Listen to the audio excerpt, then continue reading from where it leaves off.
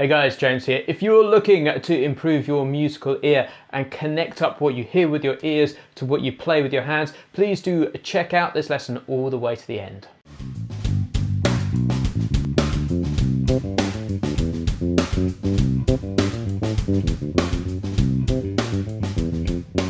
Hey guys, James here from eBassGuitar, and one of the questions I get asked all the time is how do I go around improving my musical ear?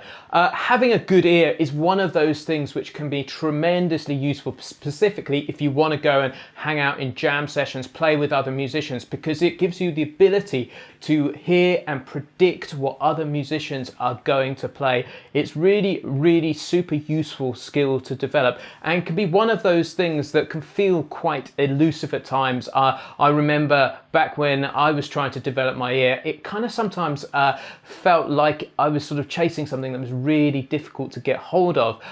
However, I learned a few simple things along the way that really helped me along, and I want to share one of those exercises with you today. But first of all, I just want to talk a little bit about ear training on a wider kind of level. The way I see ear training is there kind of three elements to it. There's the traditional kind of hearing and recognizing intervals and absorbing what they sound like, and that's the exercise I'm going to be showing you today. The second one, which I think is really important, is understanding musical theory as well. Because say if you have a really good handle of diatonic musical theory, so all the chords which are likely to happen in a specific key signature, for instance, you can make a really good educated guess at the chords which are coming up. You're just not randomly fishing around trying to pick things out of the sky. You can work out, well, the chances are, if I'm in the key of, say, C major, that I'm likely to see a D minor, an E minor, an F, G7, etc, etc. And once you start recognizing those sounds, you can put labels on them, which is a really super useful thing to do. So the first one is traditional ear training. The second one is understanding musical theory. And the third thing that I think is really important is just getting out there in the field, getting in the trenches and doing gigs and jam sessions, throwing yourself in the deep end. Because what you start to do when you're doing that and learning songs on a regular basis is that you're just consuming music and bass lines, and what it starts to do is build your repertoire up, and so you can start making even more kind of educated guesses. You know what to expect because you played that much more music, and so when you're going for a particular bass line, a particular chord sequence, the chances are it may already be under your hands because you played it before. So those are the three things that three elements that I feel make up really good sort of a musical ear training. But the first one I want to go into is talking about how to play scales in thirds. That's what the exercise we're going to use. But I want to talk about another concept which you may not have come across, and that is using singing to help connect up our ear to our hands. One of the teacher that I had when I was at music college used to hammer this into me so much. He said that singing is the connection between the ear and the hands, and what he used to do was get me to sing along when I was soloing, for instance, because it would connect the music that I was hearing in my head to what I was playing with my hands, which is a really super important concept, and you can hear this all the time. The most notable example that I can think of is a great jazz piano player, Keith Jarrett. You can hear him making all sorts of noises with his voice, which is what's connecting everything up. It's his way of phrasing and getting that music which is in his head into his fingers. So I really do recommend trying this. Now, a major caveat that comes with this lesson is I'm not a singer, okay? So I'm likely to be making my singing debut on the internet today, and it's not something I'm terribly comfortable doing it. I'm not a trained singer or anything like that. But for the purposes of training my ear, it's something that's super important. So I'm gonna give it a good go. Please write some nice comments below about it. Anyway, but it's really important to jump in the deep end and just start singing, because this will really help you. So how I want to demonstrate this concept today is I want to take taking a scale, an ordinary major scale, and we're going to play it in thirds.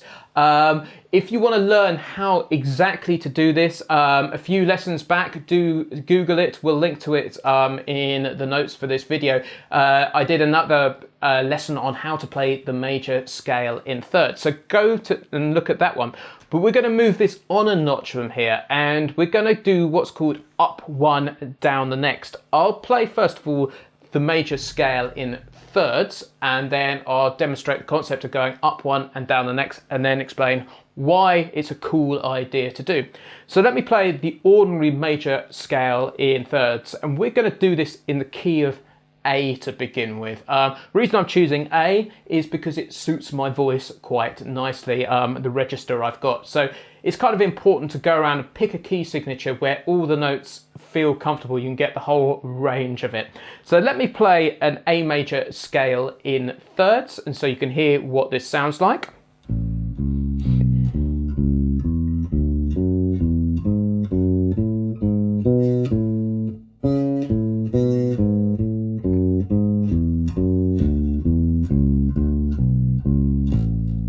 And that is an amazing exercise on its own, because you start to hear the major thirds, the A to the C, or the minor thirds, because there's a bunch of major and minor thirds in there. But what we do when we do this idea of going up one and down the next is it's like this. So we go up one, so we go 1, 3, and then we go to the fourth, and then down to the second. So we effectively reverse the pairing. So rather than that, we do. And this is a great exercise technically, but it also sounds great too. And what I find it does is it really starts to accentuate the differences between major thirds and minor thirds. So let me play it all the way up so you can hear what the whole of the major scale sounds like going up one, down the next.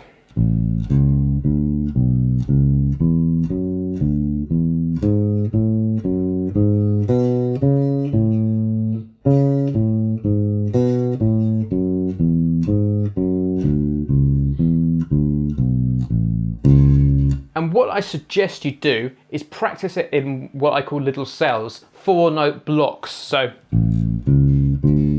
like this. And put it together, and that's the best way to learn it, because it's a bit of a big animal doing the whole of the scale like that. So maybe do one a day, something like that. Really get it under your fingers. And what you'll also find is it's great technique exercise as well to get the one finger per fret going. But let's talk about how to use this for ear training.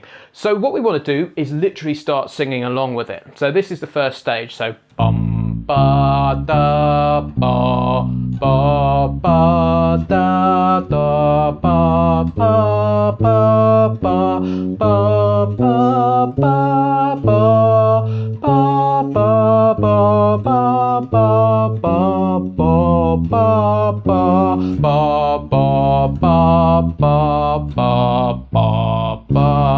Okay, make any noise you like. I'm doing this in the privacy of my own studio here. The only person hearing it is Harvey, the videographer over there. So do it at home. No one else is hearing this stuff.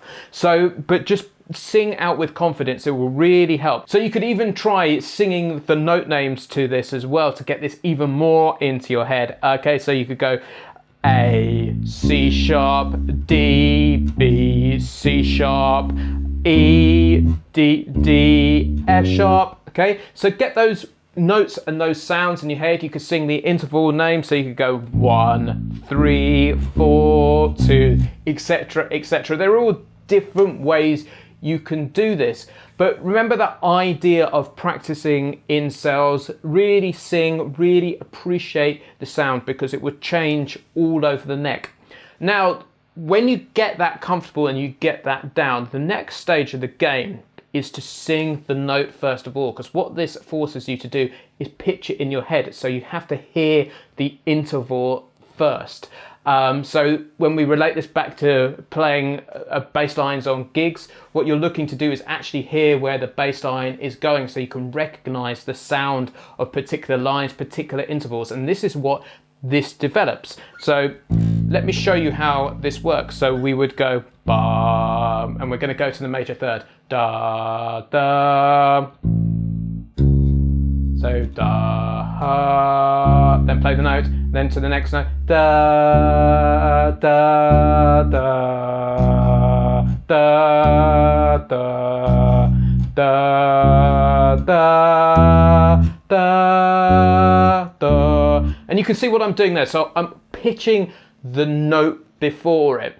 So this is a really, really valuable exercise because this starts really getting your ears. The second part of it is a lot harder, but don't worry if you can't do that one straight away. Just start off singing along. Da da da ba ba ba da da ba ba ba ba ba ba ba ba da ba ba ba ba ba ba ba. So I'm just going to stop there because when I was practicing this before we were filming, I realized there was one that I didn't quite have under my hands, and this is just a great example of how this creates unusual sort of finger patterns on the neck. So took me a few times to get that just really feeling comfortable, but you can practice these individual little cells, as I call them.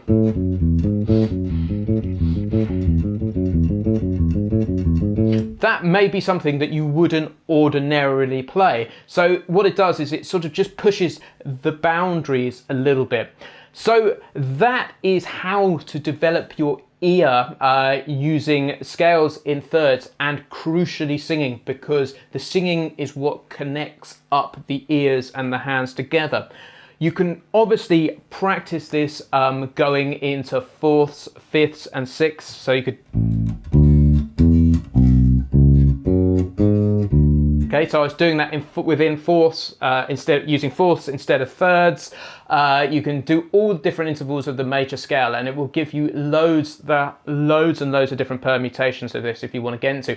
But what I recommend starting with before anything else is learning thirds, because being able to recognize the difference between major and minor is really critical, because I know I get messages from guys who are in the bass lab, who are in the membership I do, saying, how do I go around recognizing how to hear whether chords major or minor? And this really is a great way of doing this. So please do download the PDF notes which come with this lesson. This scale in thirds, the thirds going up and down, up one down the next rather, will be written out for you so you can take it apart.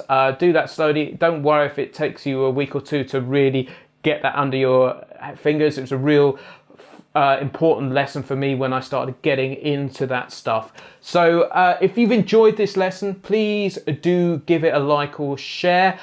Please do comment below. Let us know how you get on with this lesson. Let us know what you've learned, what the most valuable thing is. Anyway, I've been James from eBassGuitar.com, and I will catch you next time. Cheers for now.